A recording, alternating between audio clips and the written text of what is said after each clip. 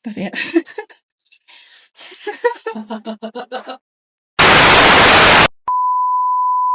Halo Roller, kita ketemu lagi di program Baca Cerita Sejarah Season 2 episode kelima di History Roll Action.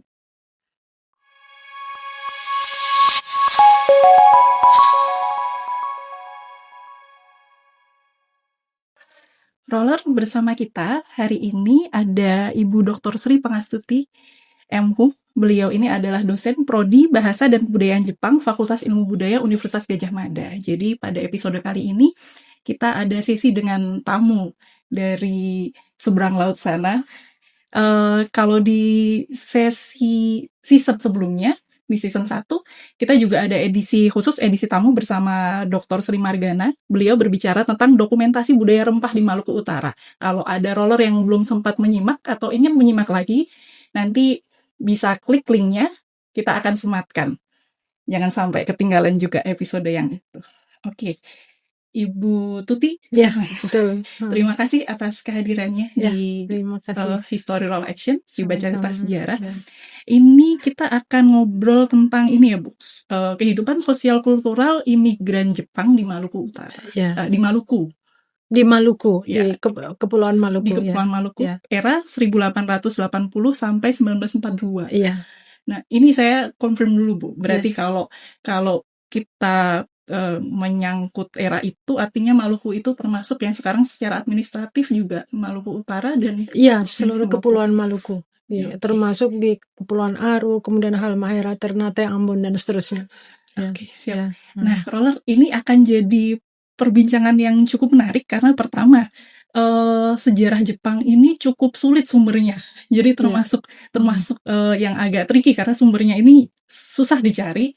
Terus yang kedua karena biasanya kajian tentang Jepang ini, masa pendudukan Jepang ini banyak bicara tentang yang wilayahnya ada di Jawa. Itu kan sudah banyak narasi di Jawa, tapi untuk narasi di Kepulauan Maluku masih jarang dibicarakan. Ya. Nah, ini Bu Tuti di sini mendalami tentang itu gitu ya. Banyak meneliti tentang Jepang di Maluku.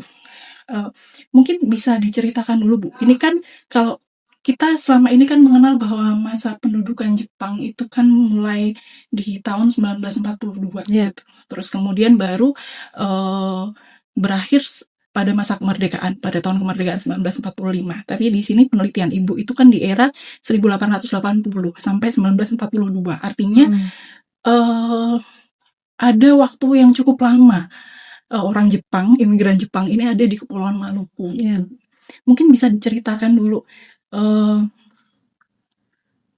bagaimana, apa sih sebenarnya kepentingan imigran Jepang ini di Maluku Utara? Ya, terima kasih, ini pertanyaan yang menarik. Sebenarnya kalau misalnya lama, kalau ditarik ke belakang lagi, sebenarnya ada yang lebih lama lagi, tahun 1600-an ketika terjadi peristiwa Banda ya. Tapi penelitian saya ini memfokuskan periode itu setelah Jepang itu membuka kembali negaranya saat setelah terjadi penutupan negara atau isolasi. Nah, setelah negara dibuka kan warga Jepang boleh keluar negaranya untuk berbagai macam aktivitas. Nah, penelitian saya masa itu karena waktu itu Jepang di dalam negerinya itu sedang menghadapi berbagai masalah ya, dan kemudian mereka perlu mencari kehidupan yang lebih baik ya, perbaikan ekonomi dan sebagainya di wilayah lain, termasuk di wilayah Asia Tenggara dan hal ini Indonesia. Nah, kemudian kalau pertanyaan awalnya tadi mengenai apa yang dilakukan? Yang dilakukan imigran Jepang. Iya. Kenapa ngapain orang Jepang ada di Maluku? Selama ini kan tahu-tahu maksudnya sebagian besar dari kita taunya Jepang menjajah tahun 42.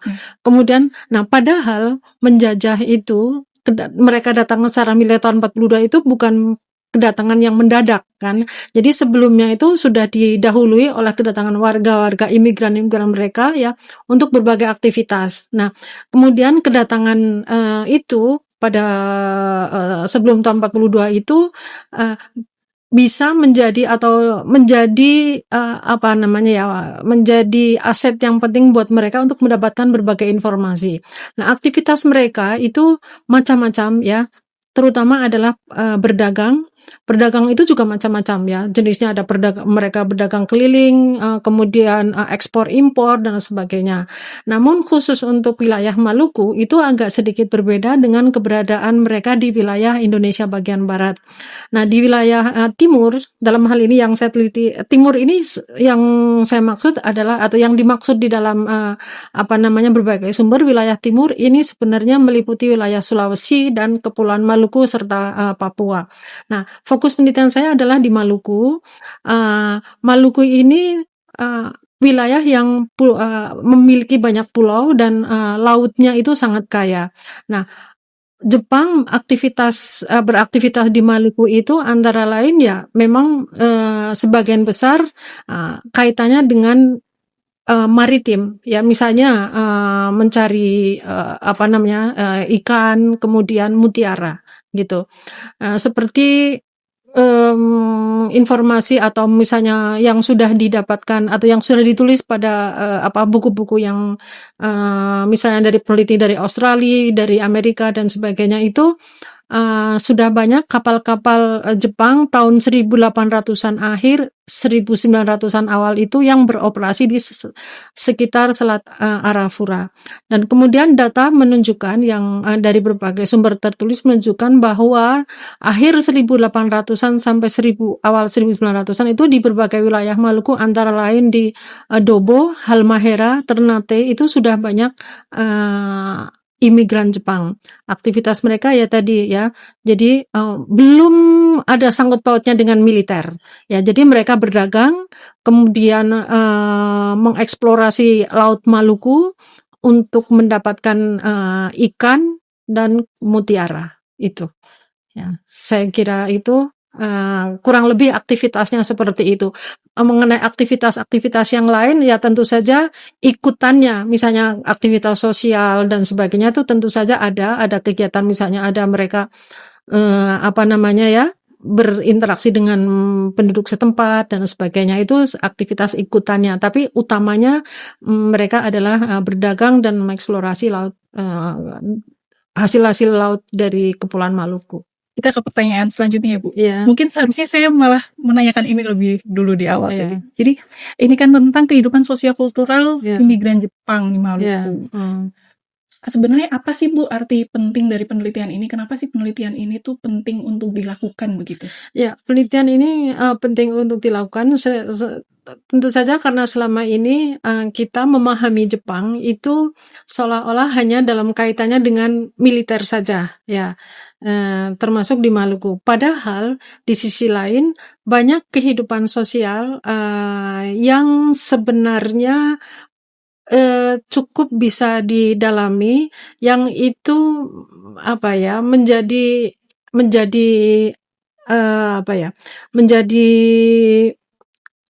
temuan atau menjadi pelajaran bagi kita bahwa Indonesia, khususnya Maluku dengan Jepang itu pernah memiliki sebuah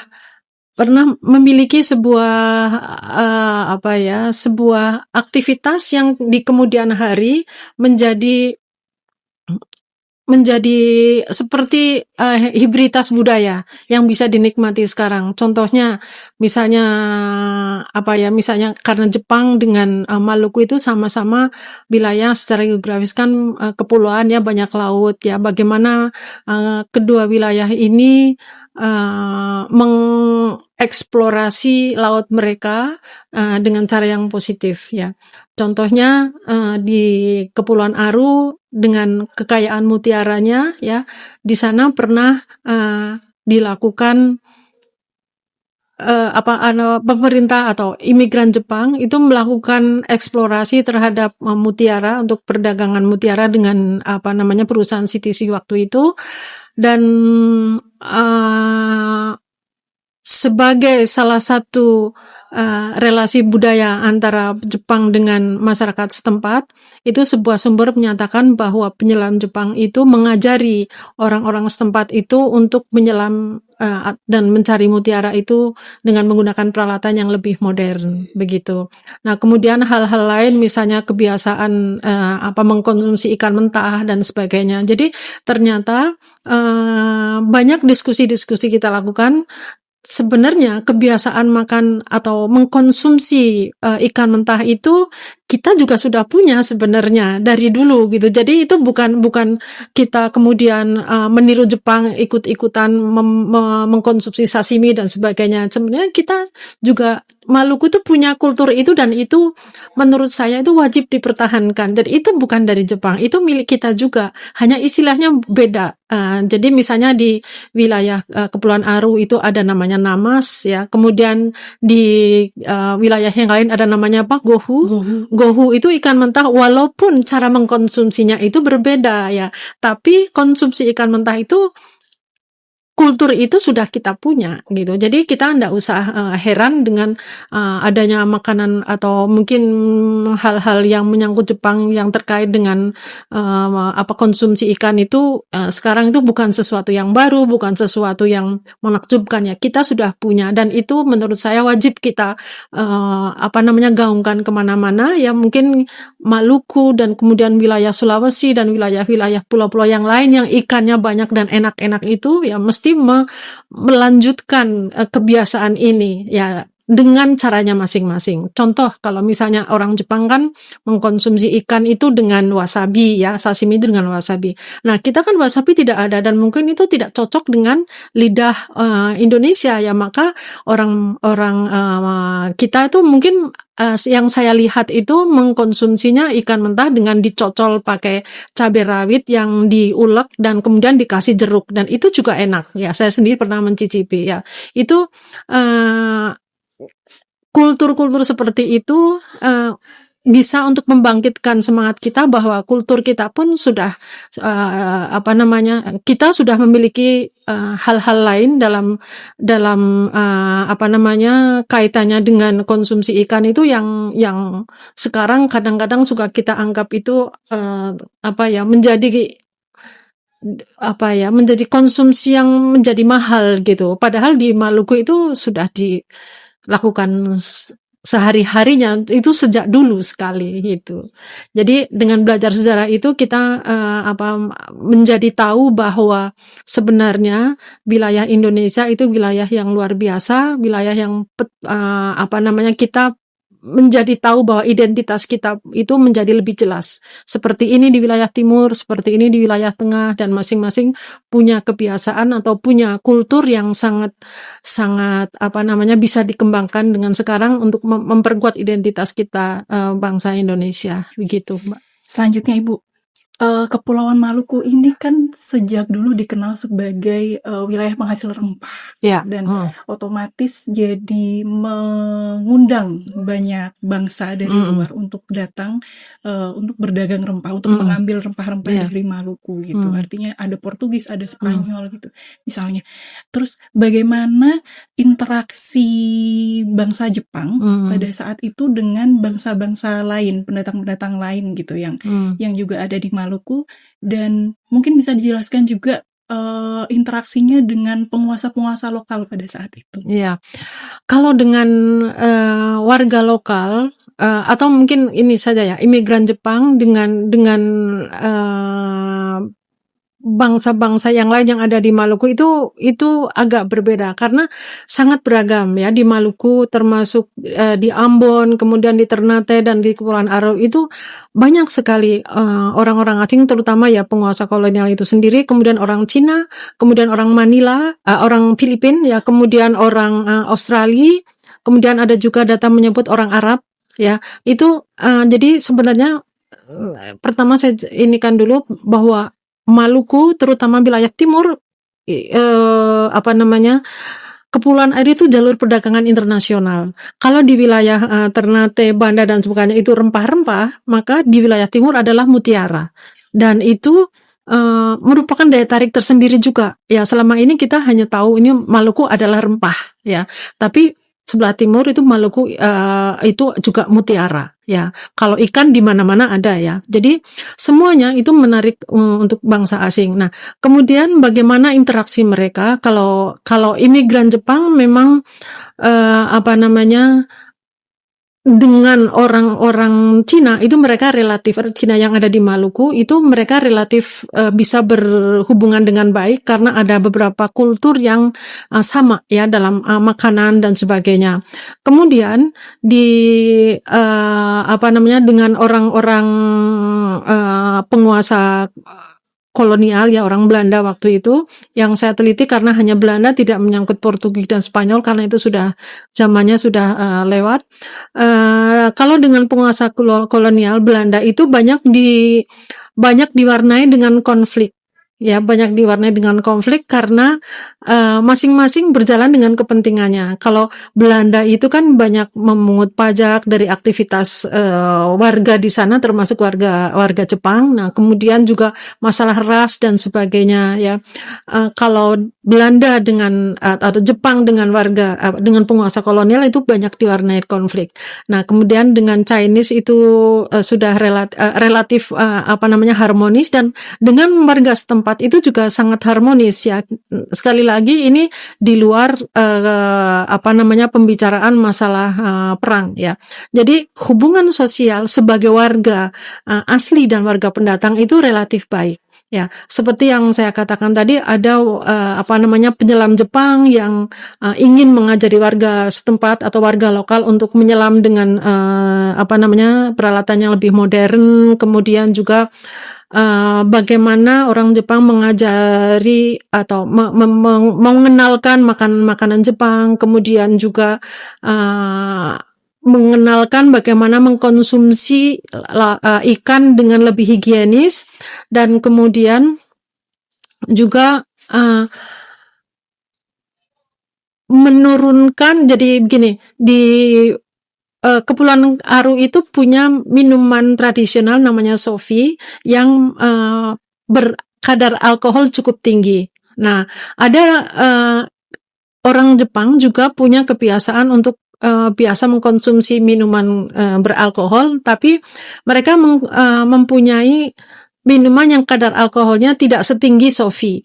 Nah, oleh karena itu, supaya orang-orang setempat itu bisa mengkonsumsi dengan relatif aman, maka banyak orang Jepang yang mengajari, memperkenalkan cara menurunkan kadar alkohol di dalam sofi agar tidak terlalu berbahaya ketika dikonsumsi, ya, gitu. Nah, itu antara lain hal-hal yang apa namanya, yang positif, yang apa namanya, menyangkut relasi sosial. Dan kemudian di wilayah-wilayah terpencil itu kapal-kapal Jepang itu banyak datang untuk membantu masyarakat setempat memasarkan hasil dagangannya ya. Dan ini menjadi salah satu apa namanya, trik bagi Jepang untuk menarik simpati masyarakat ya. Jadi kalau Belanda itu kan banyak apa namanya, banyak beroperasi di kota-kota, di daerah-daerah yang ramai. Nah, kapal-kapal Jepang itu banyak ke daerah-daerah terpencil dan pelayanan mereka terkenal bagus ya. Tiket itu juga sama diberlakukan bagi semua penumpang, kemudian masyarakat diizinkan untuk membawa barang-barang yang akan diperdagangkan. Nah, kemudian mereka juga, kemudian orang-orang Jepang menjelang mereka prajurit militer datang itu juga memutar film-film tentang Jepang ya. Dan belakangan ini memang diketahui bahwa ini merupakan salah satu upaya propaganda kalau film-film ini. Tapi untuk kapal-kapal itu memang mereka usaha menarik simpati masyarakat dengan cara yang lain gitu. Dengan harapan bahwa masyarakat setempat itu akan menerima mereka dengan tanpa kekerasan, tanpa perlawanan ya.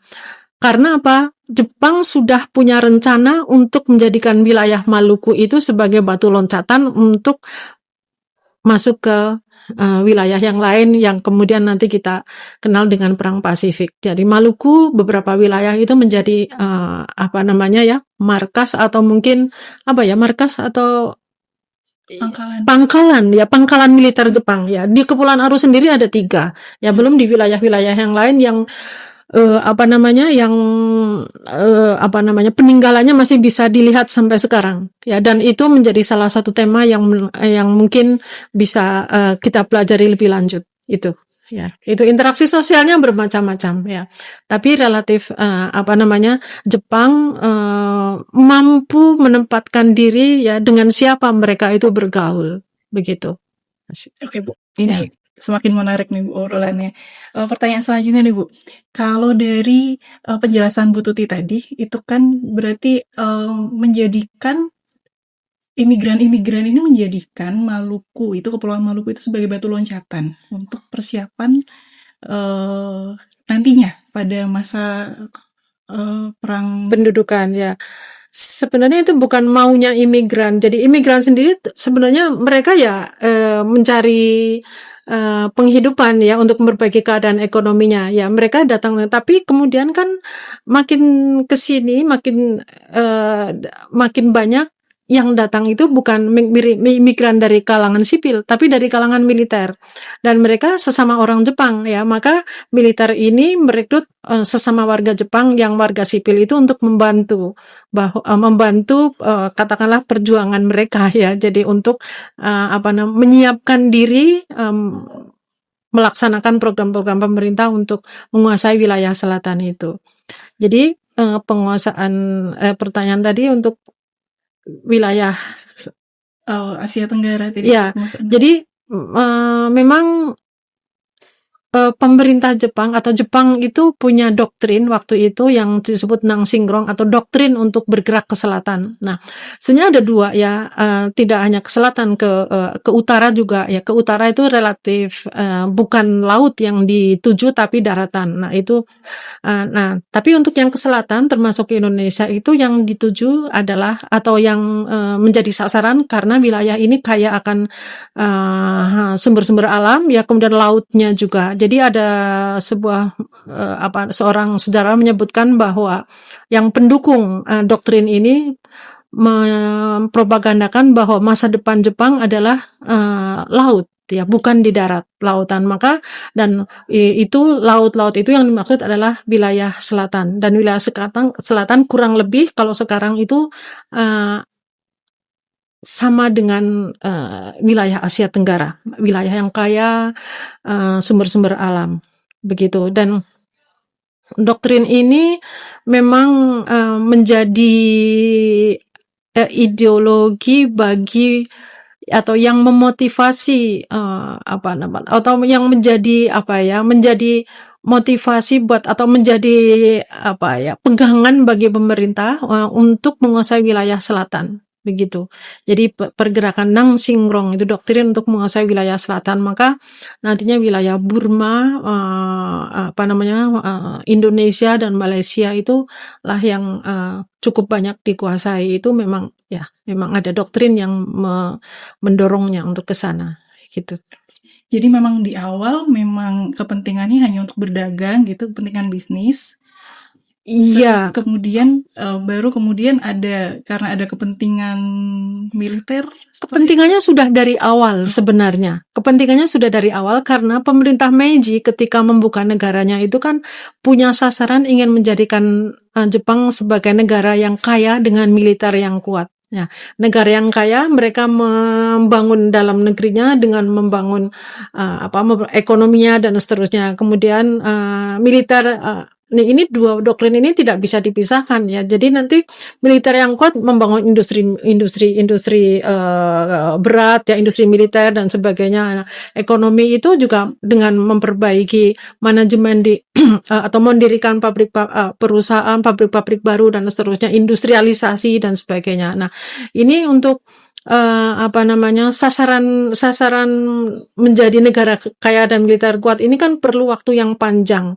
Jadi mereka sudah membuat planning, membuat blueprint yang sangat sangat jelas, sangat terinci ya, mana wilayah yang selatan yang dimaksud, kemudian apa saja yang bisa dilakukan, kemudian apa saja yang perlu dikuasai, atau mungkin produk-produk atau daerah-daerah mana yang harus mereka tuju lebih dahulu. Kemudian perdagangannya apa dan seterusnya. Itu pun Indonesia pun antara wilayah barat dengan untuk wilayah timur pun sedikit berbeda begitu. Jadi mereka memang punya sasaran itu. Jadi ingin menjadikan Jepang sebagai negara yang sebagai negara yang super di kawasan Asia terutama gitu. Pada saat itu sudah mulai ada ini nggak sih Bu, propaganda anggapan bahwa Jepang sebagai saudara tua gitu?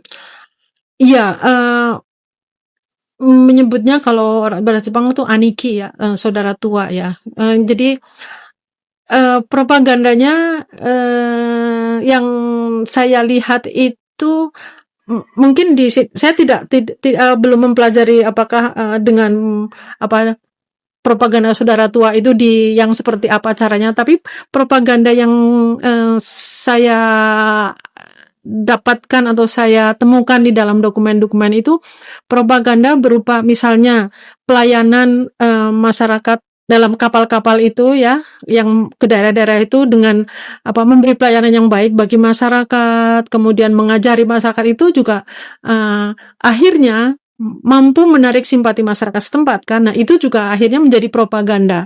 Tapi yang jelas menjadi propaganda itu ya film-film yang diputar, ditonton oleh masyarakat banyak, yang antara lain tema di dalam film itu menunjukkan keindahan Jepang dan seterusnya. Itu yang saya lihat untuk wilayah timur. Tapi saya tidak melihat menyebut dirinya saudara tua itu mungkin zamannya setelah agak kesini ya, menjelang tahun 30-an. Mungkin saya belum menemukan itu, tapi memang ada banyak sekali sumber yang mengatakan itu memang harus kita akui juga ya. Tapi untuk wilayah timur saya fokusnya ke sosiokultural yang sebelum perang gitu. Jadi lebih banyak membangun citra gitu. Iya, membangun citra, betul. Ya, pencitraan lah seperti sekarang ya, seperti itu, agar ketika mereka militernya itu datang ya, masyarakat mau menyambut mereka gitu. Mereka akan welcome, akan akan bisa diajak bekerja sama begitu, tanpa kesulitan itu. Ada ini tidak Bu, perjanjian yang cukup penting begitu dengan penguasa lokal pada masa itu? Dengan penguasa lokal di Maluku. Di Maluku, di Kepulauan Maluku. Di Kepulauan Maluku, selama saya melakukan penelitian ini, itu saya belum menemukan. Tapi saya dalam perkiraan saya mungkin ada gitu ya. Dan karena penguasa lokal waktu itu, apakah kan di Maluku juga ada kerajaan dan sebagainya ya. Saya belum menemukan itu, Mbak. Bahwa masyarakat itu mudah diajak kerjasama itu. Saya punya asumsi itu juga mungkin peran dari pemimpin-pemimpin lokal gitu yang didekati oleh orang Jepang ya, tapi itu baru asumsi saya saja. Saya belum menemukan sumber apakah ada perjanjian atau belum, dan itu pertanyaan ini bagus, itu jadi pancingan buat saya untuk menemukan nanti apakah ada atau tidaknya sumber gitu. Karena untuk Maluku itu kita harus tricky atau kita harus gigih juga ya untuk mendapatkan sumber, tidak hanya di Indonesia tapi juga di Jepang dan di Belanda, dan yang ternyata di luar dugaan saya di Australia juga banyak sumber-sumber mengenai Maluku gitu. Dan terutama tahun menjelang dekade 40-an ya, jadi mungkin tidak jauh setelah Perang Pasifik itu dekade 30-an itu lumayan banyak dari sumber-sumber surat kabar di Australia gitu. Moga-moga saya bisa menemukan sumber yang jelas, yang lebih lebih wah lagi gitu. Dalam penelitian sejarah kan biasanya ada temuan-temuan menarik nih, Bu. Ya. Mungkin ada temuan-temuan yang tidak terduga gitu yang Ibu Hmm. Tuti temukan dalam penelitian ini. Ya, begini, ini yang pertama adalah tentang kultur mengkonsumsi ikan mentah tadi ya. Itu ternyata itu menurut saya itu kita tidak mengenalnya dari Jepang, tapi memang kita sudah punya gitu ya. Jadi, namun dengan istilah yang berbeda-beda. Nah, yang menarik, yang mirip dengan bahasa Jepang itu ada di Kepulauan Aru. Seorang sumber yang saya temui itu orang dia bercerita bahwa ayahnya dulu bekerja di tentara Jepang di Aru, dan kemudian sering menawari ikan mentah ya. Ini silakan ini makan nama no sakana yo. Kore nama no sakana. Nama no sakana itu artinya ikan mentah dalam bahasa Indonesia ya. Bahasa Jepangnya itu nama no sakana. Nah, kemudian orang Indonesia itu kan, orang Aru itu mungkin sulit menangkap kata nama no sakana ya. Kemudian mereka menangkapnya istilah namas saja, namas gitu. Akhirnya menurut di telinga ini mungkin menjadi namas, dan itulah yang kemudian menjadi istilah untuk yang mengacu pada ikan mentah yang dikonsumsi bersama dengan cabai dan jeruk itu ya. Itu menjadi salah satu cara orang Kepulauan Aru untuk mengkonsumsi ikan mentah sampai sekarang, namanya namas ya. Nah, kalau di daerah lain namanya lain lagi. Nah, kemudian yang berikutnya yang menarik juga adalah adanya pernikahan antara orang Jepang dengan orang setempat, orang Aru, dan mungkin di wilayah yang lain juga, hanya saya belum menemukan. Hanya saya informasi dari keturunan Jepang yang ada di Dobo itu bahwa ada orang lain, teman dari kakeknya itu yang menikah dengan orang setempat ya. Namun yang saya temui hanya satu orang yang ada di Dobo, dan itu merupakan generasi ketiga. Nah, yang menarik adalah mereka masih mempertahankan nama Jepangnya ya, marganya. Kemudian biasanya orang Jepang kan punya dua kata untuk nama. Nah, ini karena mereka sudah menikah dengan orang Maluku dan mereka beragama Kristen, mereka punya nama sendiri ya, nama baptis ada namanya Petrus, kemudian Paulus, kemudian diikuti oleh nama Jepangnya. Jadi menjadi 3 kata, dan nama itu dipertahankan sampai sekarang. Satu, yang kemudian mereka itu di dalam keluarga keturunan Jepang itu banyak dibiasakan mempelajari mesin, sesuatu yang dibawa oleh generasi pertama dari Jepang dulu. Jadi generasi pertama dari Jepang itu itu bekerja di sebagai sebagai mungkin memperbaiki kapal, tapi yang jelas bergulat dengan mesin. Nah, keahlian ini diturunkan kepada anak-anaknya, dan keturunannya di keluarga keturunan Jepang itu banyak bekerja di permesinan atau otomotif dan listrik gitu ya. Itu beberapa temuan yang seperti itu khas sekali. Dan kemudian kebiasaan-kebiasaan lain yang dikenalkan dari kakeknya mengenai cara makan, kedisiplinan dan sebagainya. Nah, namun makin kesini ya makin tipis ya, karena generasinya makin jauh dari awalnya ya, tapi makin tipis. Namun untuk generasi yang keempat saya tanya, dan generasi ketiganya sebenarnya punya keinginan untuk mengunjungi wilayah atau kampung halaman nenek moyang mereka sebenarnya begitu. Jadi di daerah Wakayama namanya Kushimoto ya, ketika itu wilayah yang cukup jauh itu ya, agak mereka masih punya keinginan untuk menelusuri nenek moyangnya dari Wakayama itu begitu. Itu banyak temuan yang menarik seperti itu, dan menurut mereka itu kakeknya punya teman yang tinggal di wilayah lain di Maluku ya, yang menikah dengan orang setempat. Tapi tapi komunikasi kemudian terputus. Ya, dulu ketika masih ada Nihon Jinkai atau Asosiasi Orang Jepang di Maluku itu mereka sering bertemu, tapi kemudian generasinya makin tua kan, kemudian ada yang pulang ke Jepang, ya, komunikasi terputus. Begitu. Ya, saya kira itu. Dari perjalanan panjang meneliti ini, Bu, meneliti tentang imigran Jepang di Maluku, refleksi penting apa yang Ibu peroleh dari proses ini, dan mungkin ada pesan yang Ibu ingin sampaikan gitu pada generasi muda atau peneliti selanjutnya? Ya, untuk ini begini. Jadi kita mempelajari Jepang itu memang berawal dari penguasaan terhadap bahasanya ya. Nah, bahasa tertulis, bahasa lisan dan sebagainya.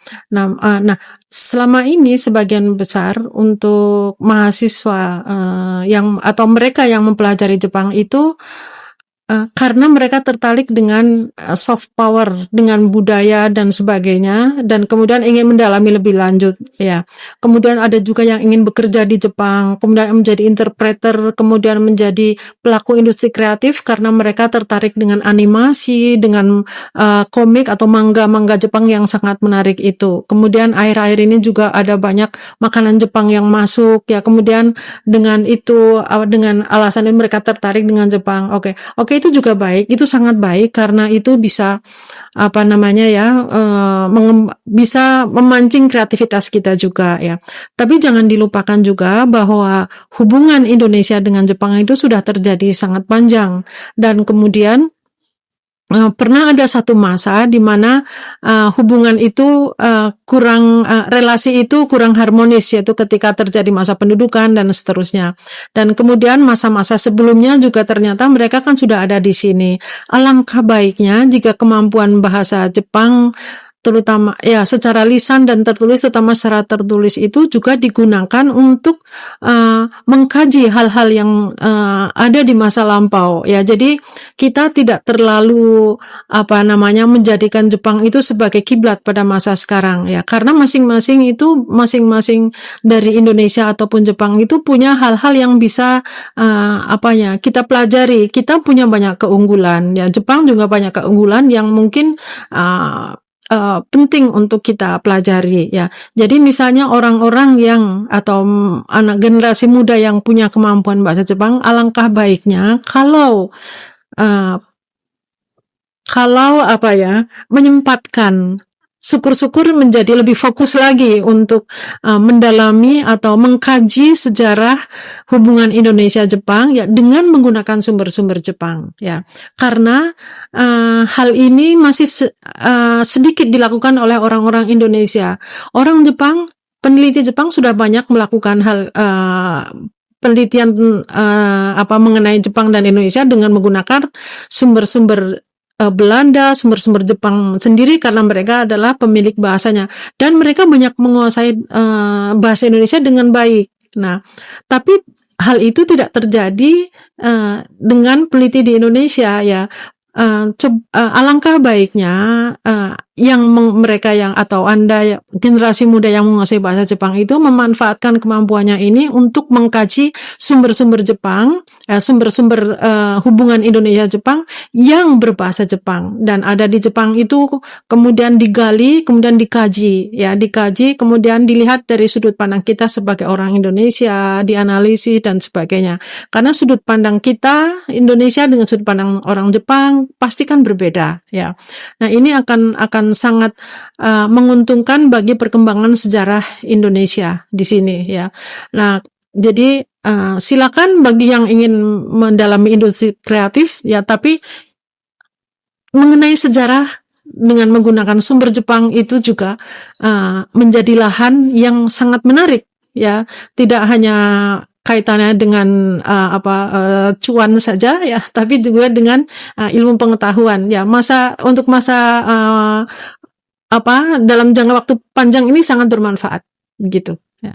Saya kira itu. Oke, jadi tadi cukup menarik. Jadi kalau kita bicara soal Jepang, jangan cuman bicara soal anime saja, manga saja gitu. Karena kita punya akar sejarah yang panjang gitu, Indonesia Jepang. Betul. Nah, kalau untuk kajian di Maluku sendiri, untuk penelitian di Maluku sendiri, mungkin Ibu ada pesan-pesan khusus? Ya, saya senang atau mungkin saya ingin mengatakan bahwa Kepulauan Maluku itu sebagai lahan penelitian tentang dalam kaitannya dengan Jepang adalah tema yang sangat seksi gitu, karena ada banyak sekali yang belum dibahas baik oleh peneliti Jepang maupun Indonesia ya, kaitannya dengan keberadaan Jepang di Kepulauan Maluku. Peninggalannya baik yang masa pendudukan maupun sebelumnya itu masih banyak bisa dilihat ya. Memang harus ada usaha yang relatif lebih besar daripada di wilayah lain karena Maluku adalah wilayah kepulauan. Tapi wilayah ini sangat menjanjikan sebagai wilayah untuk diteliti. Ya, nanti kita akan tahu bahwa hubungan Jepang dengan Indonesia itu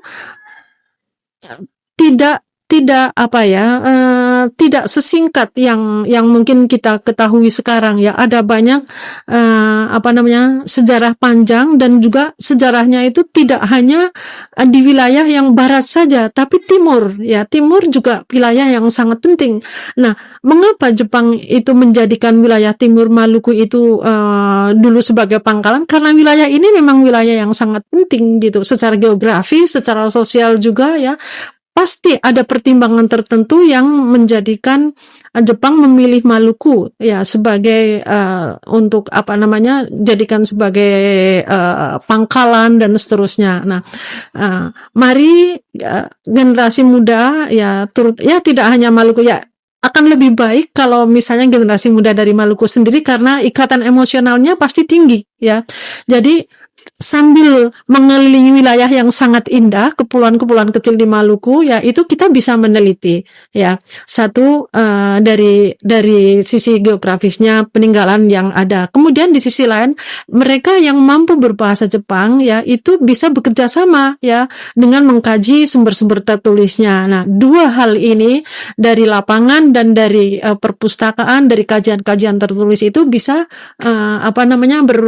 bekerja sama, bersinergi untuk menghasilkan penelitian yang berkualitas ya tentang sejarah hubungan Jepang dengan Indonesia. Saya kira itu. Baik, terima kasih Bu Tuti untuk obrolan menariknya dan inspirasinya tadi tentang imigran Jepang di Kepulauan Maluku 1880 sampai 1880-an sampai 1942. Oke, Roller, itu tadi obrolan menarik kita di Baca Rita Sejarah.